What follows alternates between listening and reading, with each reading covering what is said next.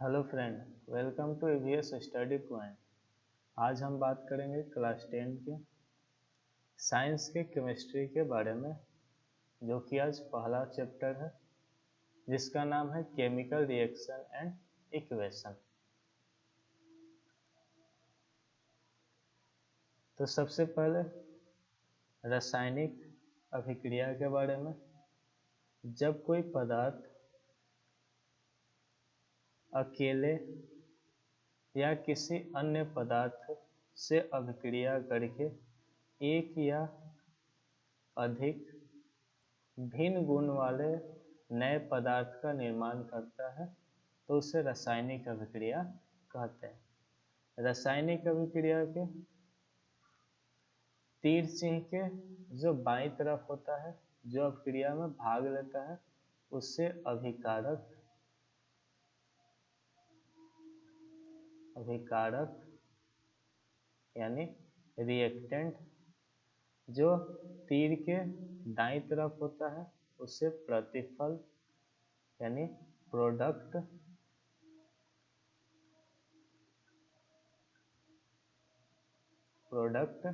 या उत्पाद कहते हैं।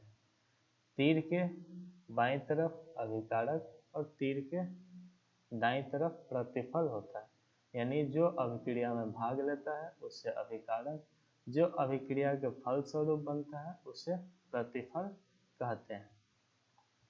रासायनिक अभिक्रिया के जो उदाहरण है वो है भोजन का पाचन, श्वसन, लोहे पर जंग लगना, मैग्नीशियम फीते का जलना, दही का बनना।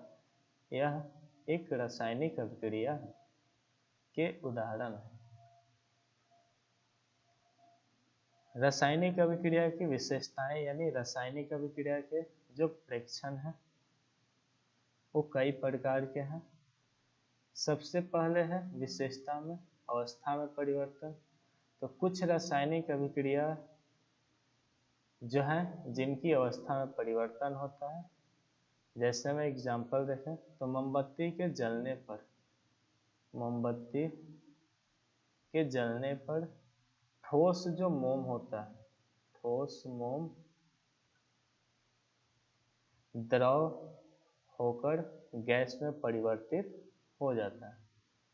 अगला जो है रासायनिक अभिक्रिया की विशेषता में रंग में परिवर्तन।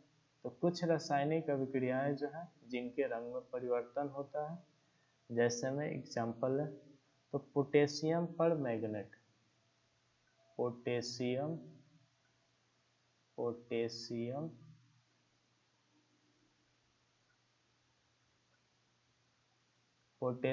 पर मैग्नेट के बैगनी रंग में, पोटेशियम पर मैग्नेट के बैगनी रंग में अगर थोड़ा थोड़ा नींबू का रस निचोड़ें तो पोटेशियम पर मैग्नेट के जो बैगनी रंग है धीरे धीरे गायब होना शुरू हो जाए। इसका अगला उदाहरण है तो पोटेशियम डाइक्रोमेट के अम्लीय विलयन, पोटेशियम डाइक्रोमेट के जो अम्लीय विलयन का रंग होता है वो होता है नारंगी।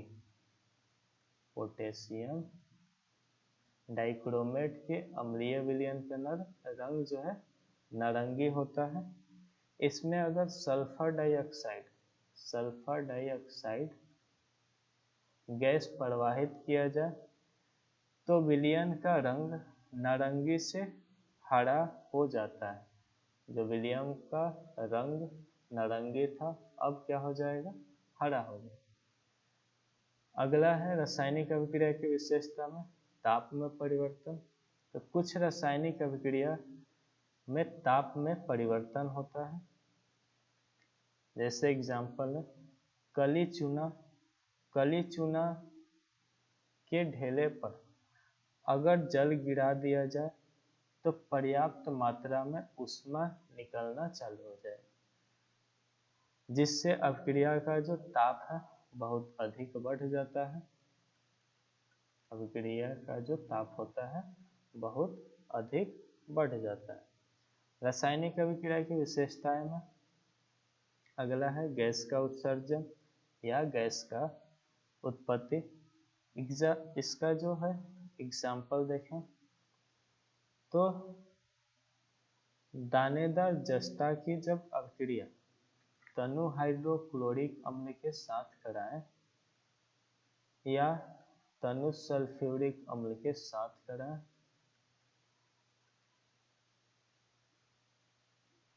तो हाइड्रोजन गैस निकलता है। दूसरा एग्जाम्पल है, एक परख नली में थोड़ा सोडियम कार्बोनेट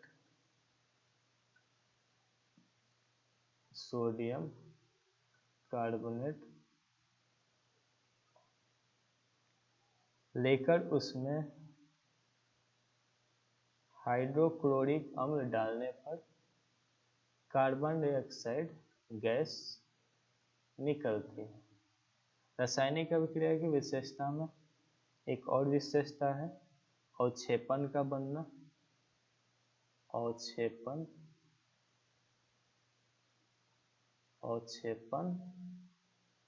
का बनना।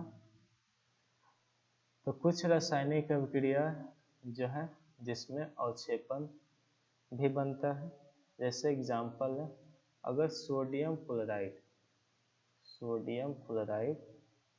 के जलीय विलयन को सिल्वर नाइट्रेट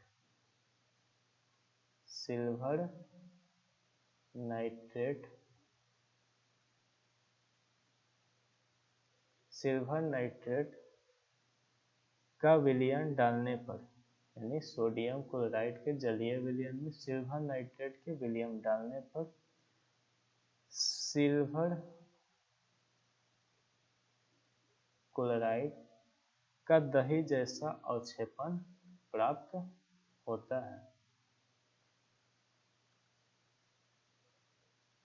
रासायनिक परिवर्तन को प्रदर्शित करना, तो जो लेफ्ट साइड होता है उससे अभिकारक कहते हैं, यानी जो अभिक्रिया में भाग लेता है उससे अभिकारक को तीर के बाईं तरफ लिखा जाता है। प्रतिफल या उत्पाद जो है तीर के दाईं तरफ लिखा जाता है। अभिक्रिया के जो फलस्वरूप बनता है उसे प्रतिफल या उत्पाद कहते हैं। अगला है रासायनिक समीकरण। रासायनिक समीकरण किसी रासायनिक अभिक्रिया में भाग लेने वाले पदार्थों के संकेत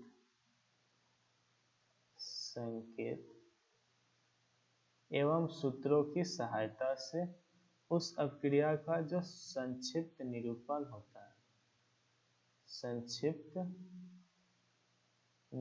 होता है उसे रासायनिक समीकरण कहते हैं। इसके लिखने के कई नियम हैं। पहला नियम जो है, तीर के पहले जो है अभिकारक होता है, तीर के बाद यानी जो दाईं तरफ होता है उसे प्रतिफल कहते हैं। तो पहला नियम जो है, अभिक्रिया के जो अभिकारक होते हैं को उनके संकेतों एवं अनुसूत्रों के पदों में समीकरण के बाईं ओर लिखा जाता है। अभिकारकों के सूत्रों के बीच प्लस चिन्ह दिया जाता है। अभिक्रिया के प्रतिफलों को उनके संकेतों एवं अनुसूत्रों के पदों में समीकरण के दाईं तरफ लिखा जाता है।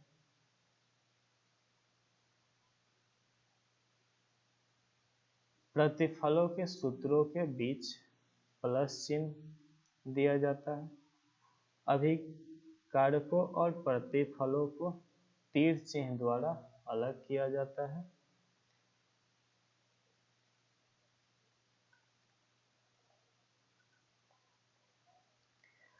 अगर रासायनिक समीकरण की सीमाएं बताएं तो पहला सीमा है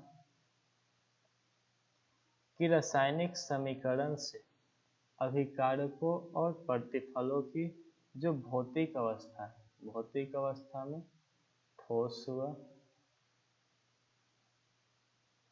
द्रव हुआ, गैस हुआ की जानकारी नहीं हो पाती। रासायनिक अभिक्रिया से अभिकारकों और प्रतिफलों की जो भौतिक अवस्था होती है उसकी जानकारी नहीं प्राप्त हो पाती है। दूसरा है रासायनिक समीकरण की सीमाएं में दूसरा है समीकरण यह जानकारी नहीं देता कि अभिक्रिया जो है ऊष्माक्षेपी या एक्सोथर्मिक है या ऊष्मा शोषी है यानी एंडोथर्मिक है। तीसरा सीमाएं में है रासायनिक समीकरण की तीसरी सीमाएं क्या है, तो रासायनिक समीकरण से पता नहीं चलता है कि अभिक्रिया किन दशाओं, किन दाब, किन ताप या सांद्रण या उत्प्रेरक की उपस्थिति में है। चौथा जो है रासायनिक समीकरण की विशेषताएं में कुछ रासायनिक अभिक्रिया में विस्फोट के साथ होती है, यानी कुछ जो रासायनिक समीकरण जो है विस्फोट के साथ होती है, लेकिन समीकरण में यह पता नहीं चलता है। अगला रासायनिक समीकरण की विशेषताएं में देखें तो रासायनिक समीकरण से जानकारी नहीं होती है कि अभिक्रिया की कितनी मात्रा खर्च हुई या प्रतिफल की कितनी मात्रा निर्माण हुई। अगर रासायनिक अभिक्रिया की आगे विशेषता में देखें तो पहला जो है भौतिक अवस्था की जानकारी को दर्शाने के लिए, भौतिक अवस्था की जो जानकारी है उसको दर्शाने के लिए अगर ठोस हो तो उसे S से दिखाते हैं, अगर द्रव हो तो उसे I से दिखाते हैं, अगर गैस हो तो उसे G से दिखाते हैं, अगर जलीय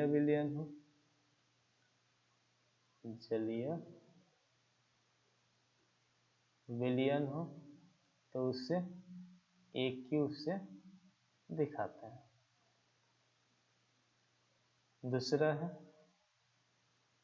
ऊष्माक्षेपी या ऊष्माशोषी अभिक्रिया की जो जानकारी है उसे कैसे दिखाते हैं, तो अगर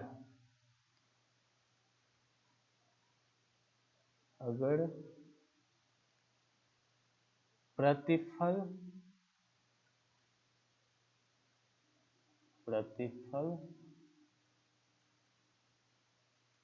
में प्लस ऊष्मा लग जाए, प्रतिफल में प्लस ऊष्मा लगा हो तो ये जो अभिक्रिया है ऊष्माक्षेपी अभिक्रिया कहलाती है। ये अभिक्रिया ऊष्माक्षेपी अभिक्रिया कहलाती है। अगर अभिक्रिया में अभिकारक में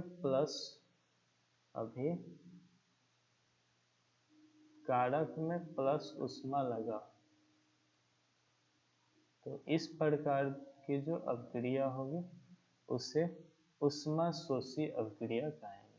इसे ऊष्मा शोषी अभिक्रिया कहते हैं। तीसरा देखें तो गैस के उत्सर्जन, तो गैस के लिए ऊपर की तरह तीर चिन्ह द्वारा दिखाते हैं। अगर एग्जाम्पल ले तो Zn प्लस यानी जिंक की जो अभिक्रिया है सल्फ्यूरिक अम्ल से कराएं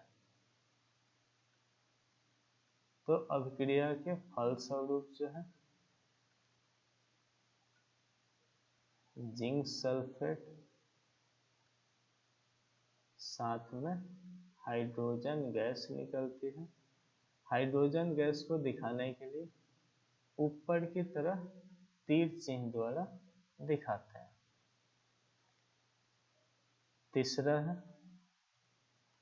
चौथा है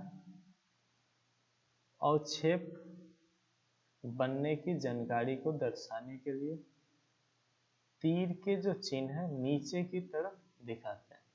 अगर एग्जाम्पल में देखें तो सिल्वर नाइट्रेट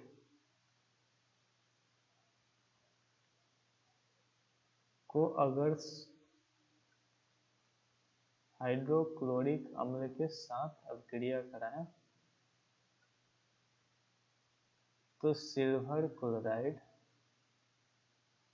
प्लस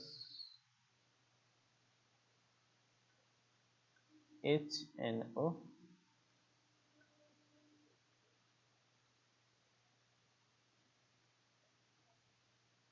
बनता है। यानी सिल्वर क्लोराइड जो है अवक्षेपण है, तो अवक्षेपण को दिखाने के लिए नीचे की तरफ तीर चिन्ह का उपयोग करते हैं। अभिक्रिया की उत्क्रमणीयता की जानकारी को दर्शाने के लिए इस चिन्ह का प्रयोग करते हैं। विभिन्न प्रकार की रासायनिक अभिक्रिया जो है विभिन्न प्रकार की रासायनिक अभिक्रिया में यानी different type of chemical reaction में पहला है संयोजन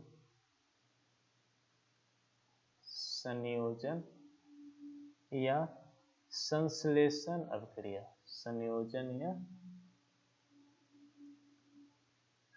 संश्लेषण अभिक्रिया। संयोजन या संश्लेषण अभिक्रिया कॉम्बिनेशन और सिंथेसिस रिएक्शन क्या है? तो अगर दो या अधिक पदार्थ में या तो तत्व हो सकते हैं या यौगिक हो सकते हैं, या तो तत्व हो सकते हैं या यौगिक हो सकते हैं।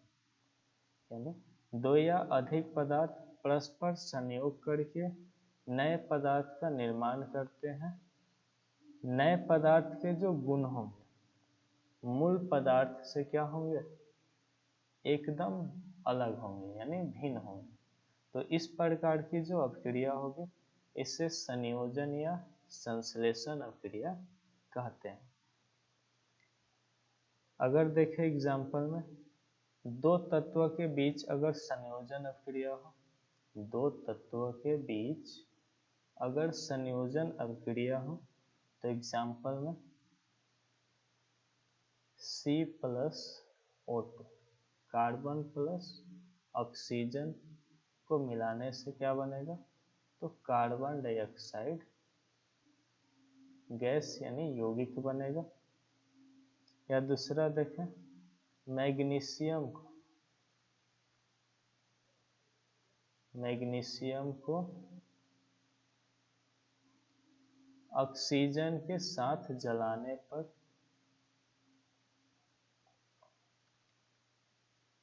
मैग्नीशियम ऑक्साइड बनता है। या अगला देखें एग्जाम्पल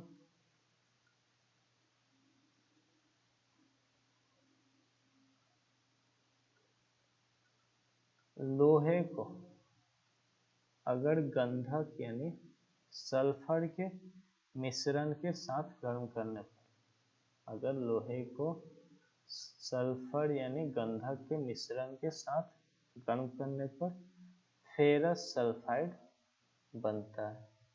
फेरस सल्फाइड बनता है।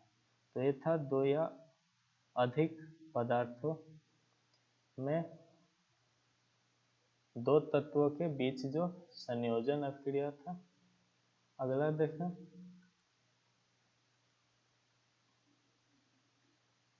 दूसरा देखें, एक तत्व हो और एक यौगिक हो, तो उनके बीच जो संयोजन अभिक्रिया है उसका एग्जाम्पल देखें। कार्बन मोनोऑक्साइड ऑक्सीजन के साथ जलकर, कार्बन मोनोऑक्साइड ऑक्सीजन के साथ जलकर कार्बन डाइऑक्साइड गैस निकालता है। दूसरा एग्जाम्पल देखें, एक तत्व एवं एक यौगिक के बीच का, तो सल्फर डाइऑक्साइड की अभिक्रिया जो है ऑक्सीजन के साथ कराएं तो सल्फर ट्राइऑक्साइड बनता है, सल्फर ट्राइऑक्साइड बनता है।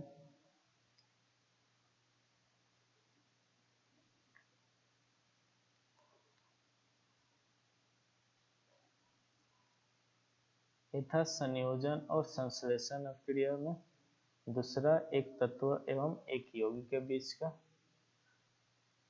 अगला देखें, तीसरा जो है इसमें का संयोजन या संश्लेषण अभिक्रिया के बीच में जो तीसरा है, दो या अधिक यौगिक के बीच जब संयोजन अभिक्रिया हो, तो पहला एग्जाम्पल है CaO यानी कैल्शियम ऑक्साइड, यानी इसका दूसरा नाम है कली चूना की अभिक्रिया जो है जल के साथ कराएं तो क्या बनेगा, CaOH 4 ट्वाइस, यानी कैल्शियम हाइड्रोक्साइड बनता है। इसका जो जलीय विलयन है मकान के पुताई में इस्तेमाल होता है, इसका जलीय विलयन मकान के पुताई में किया जाता है।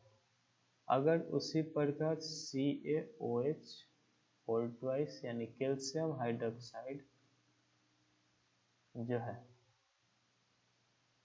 कार्बन डाइऑक्साइड को अवशोषित, कार्बन डाइऑक्साइड को अवशोषित करके धीरे धीरे सफेद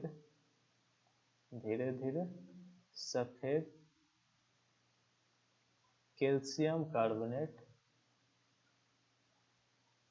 में परिवर्तित हो जाता है, जिससे दीवार पर जो चमक है बढ़ जाती है। अगला देखें,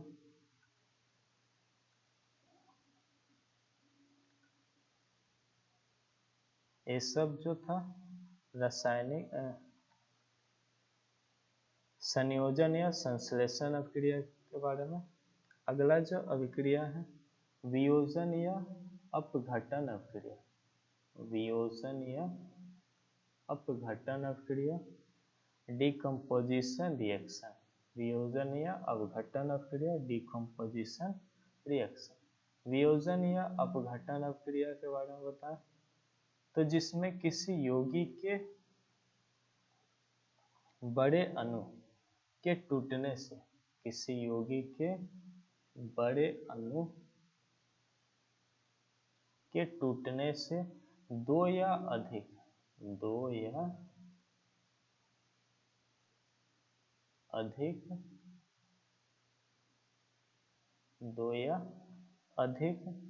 सरल यौगिक बनते हैं, जिनके गुण जो है मूल गुण से बिल्कुल ही अलग होते हैं।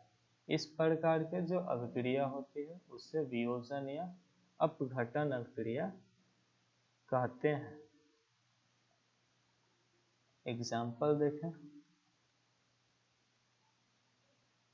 कैल्शियम कार्बोनेट, कैल्शियम कार्बोनेट को अगर गर्म करें, कैल्शियम कार्बोनेट को गर्म करें तो कैल्शियम ऑक्साइड यानी काली चूना जिसका जो उपयोग है सीमेंट के निर्माण में होता है, plus CO2 carbon dioxide gas बनता है। दूसरा एग्जाम्पल देखें वियोजन या अपघटन अपक्रिया में,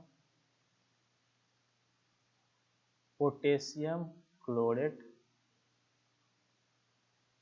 पोटेशियम KClO3, पोटेशियम क्लोरेट को गर्म करने पर, पोटेशियम क्लोरेट को गर्म करने पर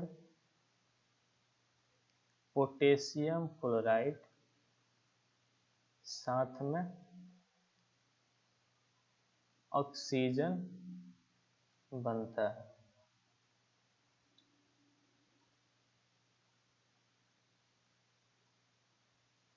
ये था वियोजन या अपघटन अपक्रिया।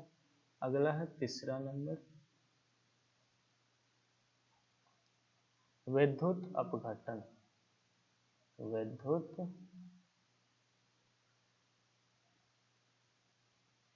अपघटन यानी इलेक्ट्रोलाइटिक डिकम्पोजिशन। विद्युत अपघटन के बारे में इसका एग्जाम्पल देखें तो NaCl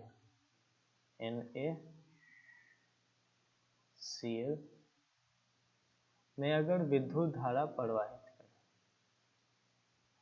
विद्युत धारा प्रवाहित करें तो ये दो भाग में, एक Na और दूसरा जो है Cl2 में बदल जाता है। Na जो है कैथोड पे होता है, सोडियम जो है कैथोड पर होता है, Cl जो है एनोड पर होता है, एनोड पर होता है। दूसरा एग्जाम्पल है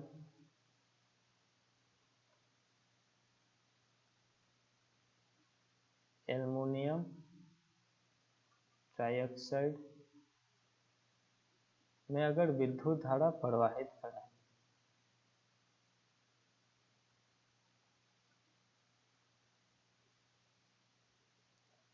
तो Al जो है कैथोड पर होता है, O2 जो है एनोड पर होता है। अगला एग्जाम्पल है जल। अगर जल में विद्युत धारा प्रवाहित करें तो हाइड्रोजन जो है कैथोड पर होगा और ऑक्सीजन जो है एनोड पर होता है। अगर विद्युत अपघटन का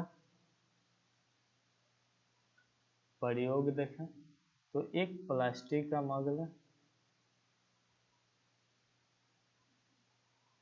मग के पेंदी में दो छेद कर दें, मग के पेंदी में दो छेद कर दें, दोनों छेद में दो ग्रेफाइट यानी कार्बन के इलेक्ट्रोड लगा दें, इलेक्ट्रोड लगा दें, दोनों छेद को मोम लगाकर बंद कर दें जिससे जो जल है बाहर ना निकले। फिर मग को जल से भर दें, मग को जल से भर दें और इसमें जो है एक प्लस कर दें यानी एक कैथोड और एक एनोड। इन दोनों तार को जो है 6 वोल्ट के बैटरी से जोड़ दें और साथ में इसमें जो है 2-3 बूंद जो है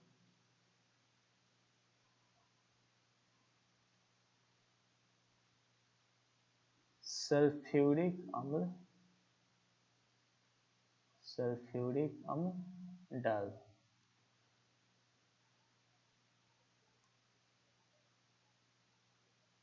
तो देखें तो छोटे छोटे बूंद जो है इसके ऊपर इलेक्ट्रोड के ऊपर जो है आना शुरू कर देते। कुछ पे जो बूंदे जो है अधिक होती है, कुछ पे जो बूंदे हैं वो कम होती है। जिस पे ज़्यादा होगी यानी हाइड्रोजन पे ज़्यादा होगी, ऑक्सीजन जो है ऑक्सीजन की जो बूंदे हैं वो क्या होती है, कम होती है। चलते हैं अगले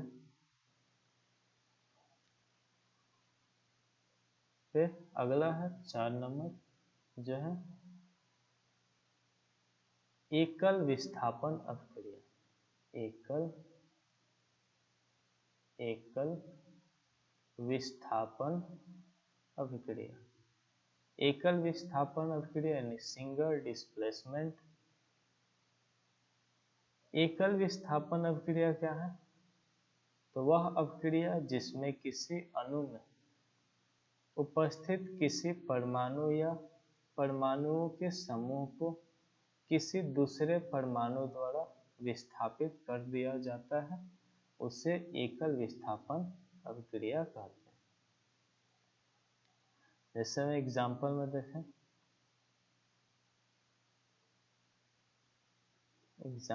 देखें, तो हमें पता है जब कम क्रियाशील धातु होगा वो अधिक क्रियाशील धातु से क्या हो जाएगा, विस्थापित हो जाएगा। तो पहला एग्जाम्पल देखते हैं। अगर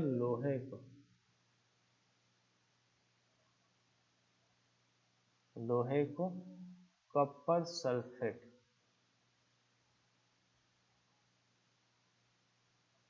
के साथ अभिक्रिया कराएं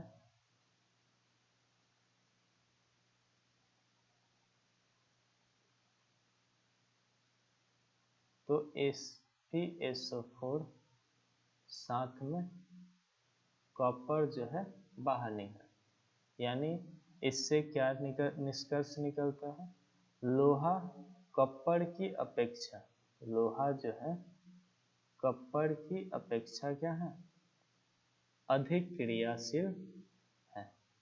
दूसरा एग्जाम्पल है Zn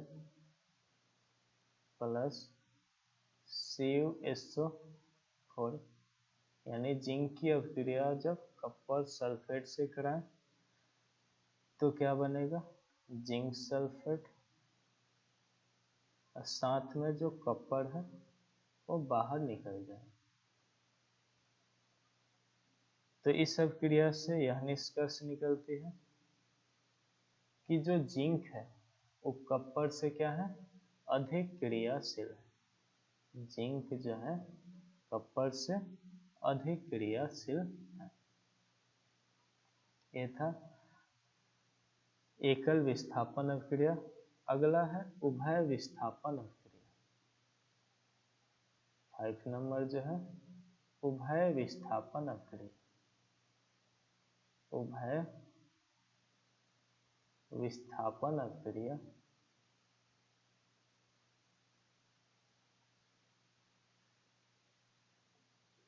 उभय विस्थापन अभिक्रिया यानी डबल डिस्प्लेसमेंट रिएक्शन।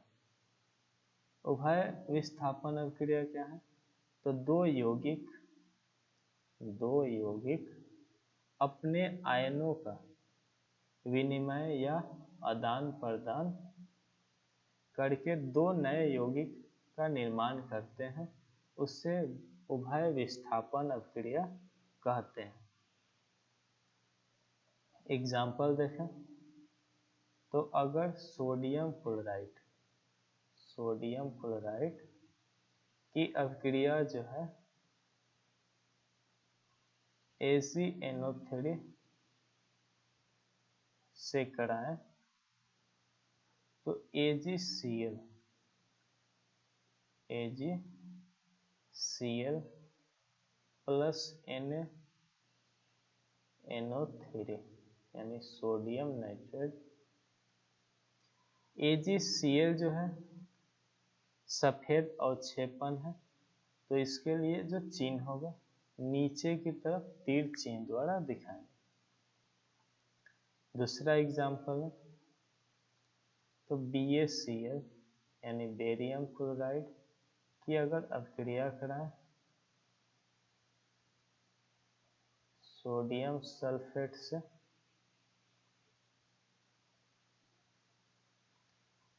तो बेरियम सल्फेट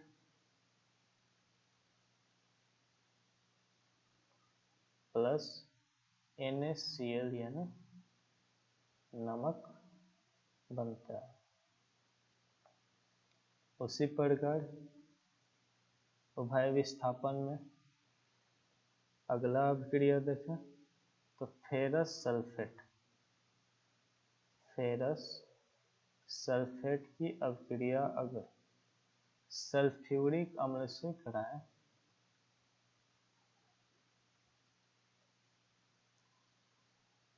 तो फेरस सल्फेट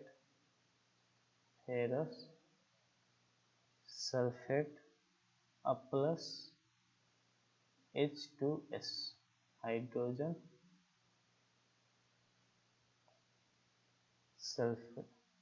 सल्फर बनता है। अगला एग्जाम्पल है copper sulphate CuSO4 plus H2S hydrogen sulphide की जो अभिक्रिया है कराने से कॉपर सल्फाइड प्लस H2SO4 यानी सल्फ्यूरिक अम्ल बनता है। कॉपर सल्फाइड जो है काला अवक्षेप होता है। कॉपर सल्फेट में कौन सा अवक्षेप होता है? काला। तो कॉपर सल्फाइड जो है इसमें काला अवक्षेप होता है, तो अवक्षेपण को दिखाने के लिए नीचे की तरफ तीर चिन्ह द्वारा दिखाते हैं। अगला है 6 नंबर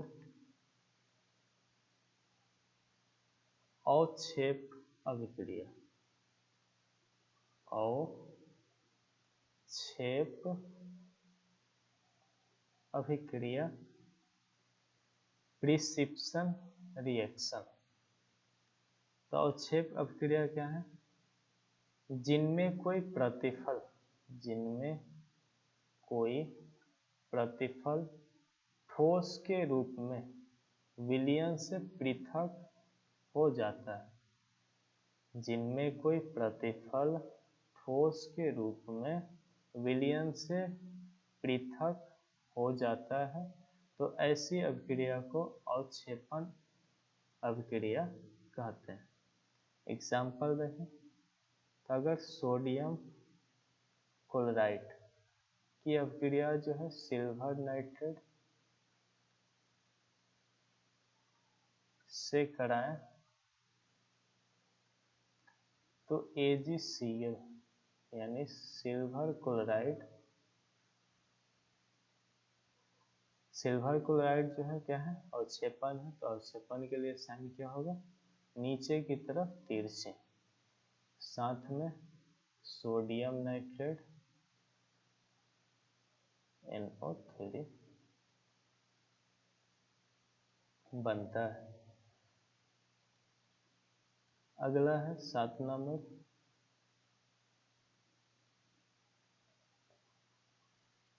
उदासीनीकरण अभिक्रिया।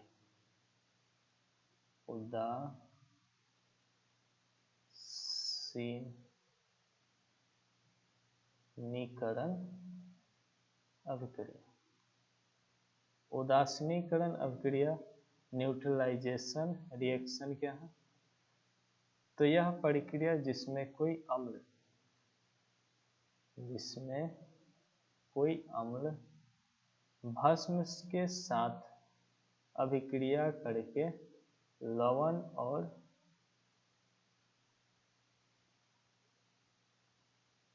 जल बनाता है उसे उदासीनीकरण अभिक्रिया कहते हैं।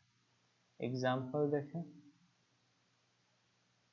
HCl यानी हाइड्रोक्लोरिक अम्ल, ये क्या है? अम्ल है। अम्ल की अभिक्रिया भस्म से कराना है, यानी सोडियम हाइड्रोक्साइड के साथ कराने पर, सोडियम हाइड्रोक्साइड क्या है? भस्म है। अम्ल की अभिक्रिया भस्म के साथ कराने पर लवण NaCl यानी लवण साथ में जल यानी H2 जो है जल बनता है। इस प्रकार की अभिक्रिया को जो है उदासीनीकरण अभिक्रिया कहते हैं। अगला है 8वां नंबर,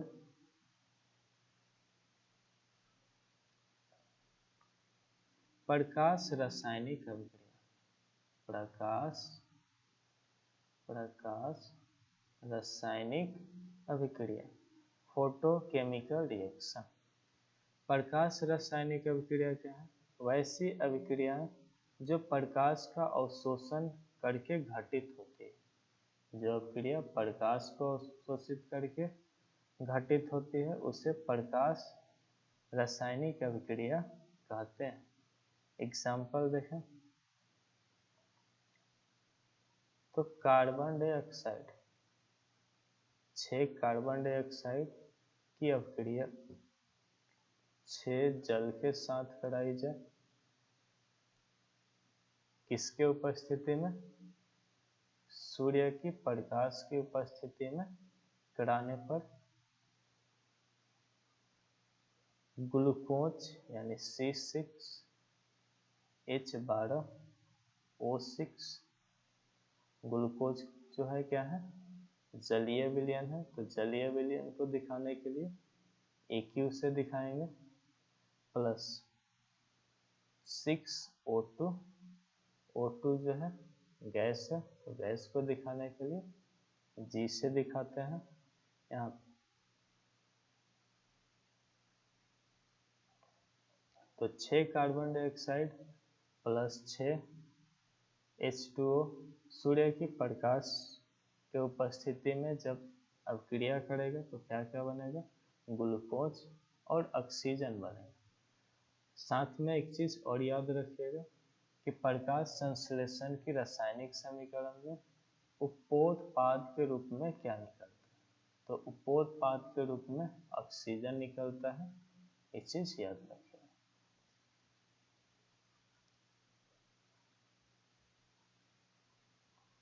अगला है 9 नंबर,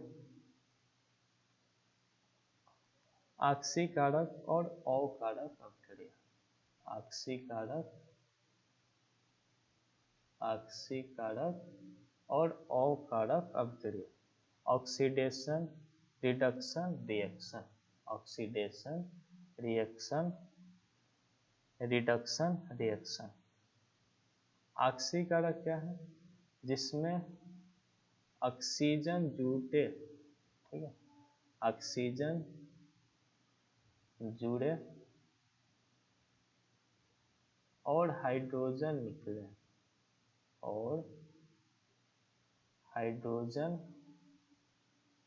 निकले तो उसे ऑक्सीकरण अभिक्रिया कहते हैं, यानी अपचय अभिक्रिया कहते हैं। दूसरा है अवकरण अभिक्रिया।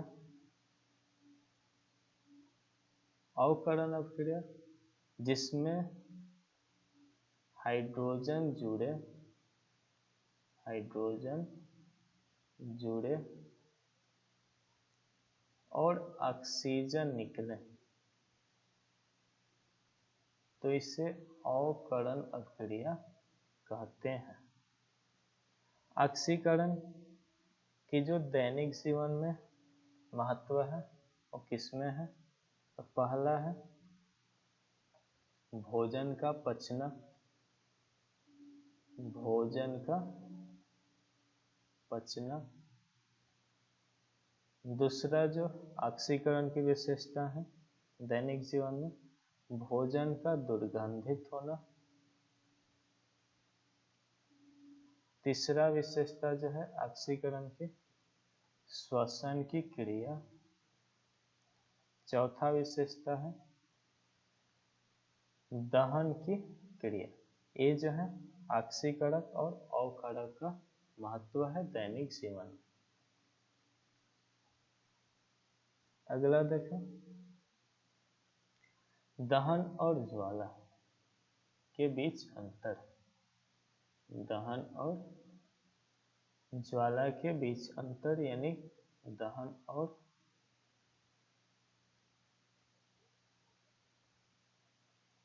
ज्वाला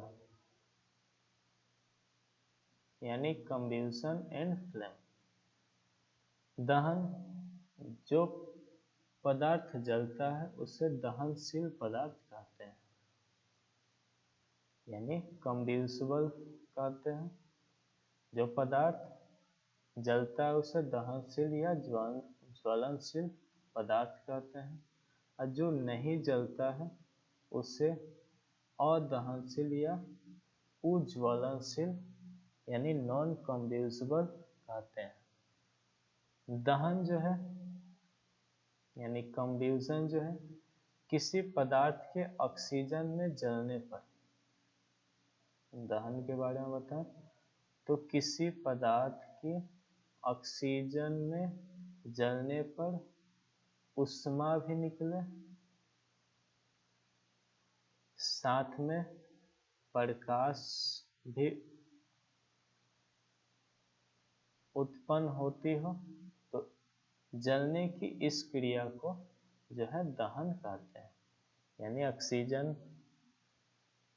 में जलने पर उष्मा के साथ साथ प्रकाश भी उत्पन्न होती हो तो उसे दहन कहते हैं।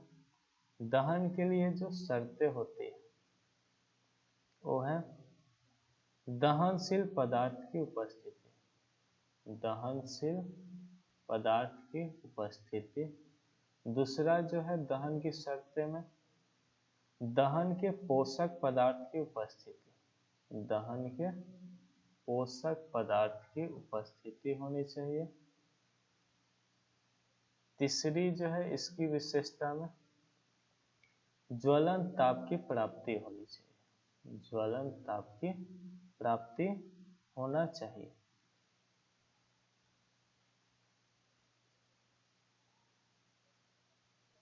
ज्वलन ताप क्या के बारे में बताएं। ज्वलन ताप जो है जिस न्यूनतम ताप पर कोई पदार्थ जलना प्रारंभ करता है उस ताप को उस पदार्थ का ज्वलन ताप कहते हैं। अगला है ज्वाला।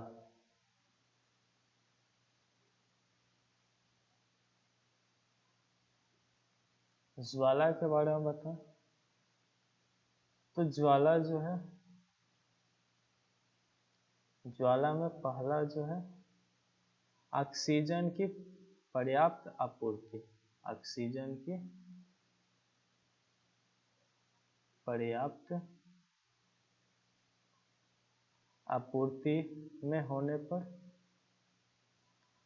जब ऑक्सीजन की पर्याप्त आपूर्ति होती हो तो इसमें दहन का पूर्ण दहन होता है। इसमें जो ईंधन है, ईंधन जो है उसका पूर्ण दहन होता है, यानी पूरी तरह से जल जाता है। इसका जो रंग होता है वो नीला होता है, रंग जो है नीला होता है। इसमें जो है प्रकाश बहुत कम मात्रा में निकलता है, प्रकाश बहुत कम निकलता है। इसका जो नाम है यानी ऑक्सीजन की पर्याप्त आपूर्ति में जो ज्वाला होती है उसका नाम जो है अदेदीप्य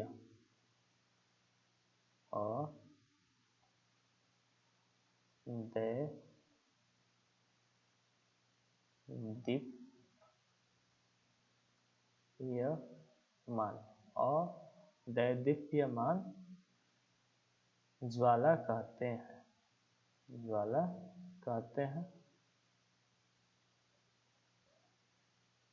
ज्वाला में दूसरा जो है ऑक्सीजन की अपर्याप्त, ऑक्सीजन की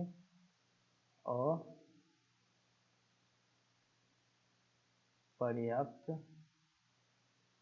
आपूर्ति होने पर, जब ऑक्सीजन की अपर्याप्त आपूर्ति होगा तो इसमें पूर्ण दहन नहीं होगा, पूरी तरह से कोई भी वस्तु जो है नहीं जलेगी, पूर्ण दहन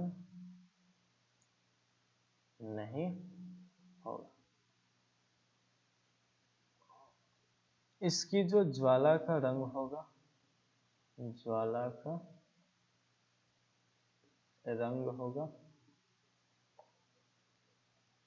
वो पीला होगा, ज्वाला का रंग पीला होगा। इसका इस जो ज्वाला है, इस ज्वाला को दैदीप्यमान, दैदीप्यमान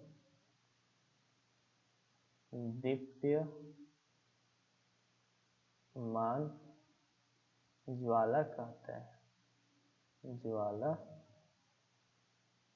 कहते हैं।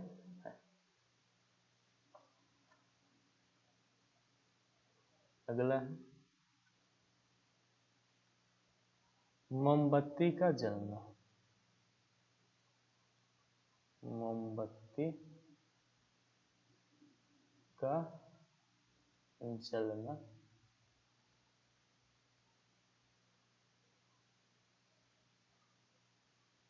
मोमबत्ती का जो जलना है, मोमबत्ती जो है, मोमबत्ती का जो ज्वलन है 3 भाग में होता है।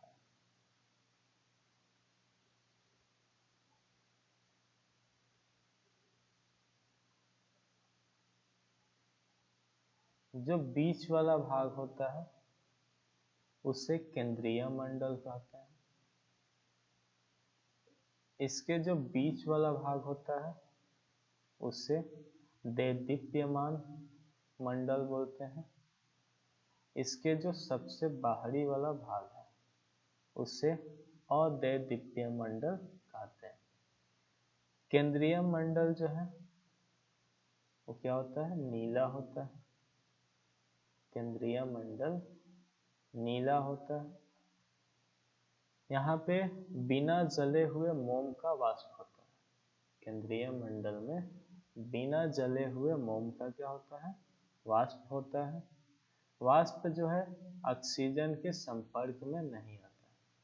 वाष्प जो है ऑक्सीजन के संपर्क में नहीं आता है। इस भाग को अदहन का क्षेत्र भी कहते हैं। ज्वाला के इस क्षेत्र का ताप जो है सबसे कम होता है। इसमें कोई अगर वस्तु ले जाए तो वह नहीं जलती है। उसके बाद जो है दूसरा है दैदीप्यमान, तीसरा है अदैदीप्यमान। तो दोनों के बारे में कुछ देर पहले ही बता दिया है। अगला देखें, द्रवीभूत पेट्रोलियम गैस, द्रवीभूत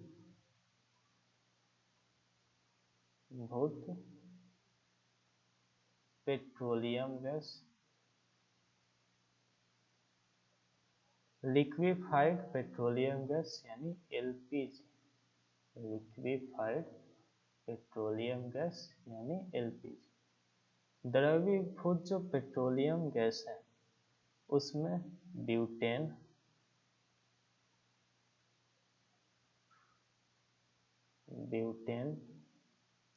प्रोपेन,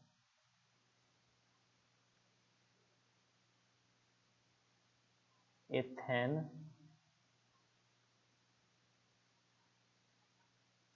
का मिश्रण होता है। इसमें जो मुख्य अवयव जो होता है, जो सबसे मेन होता है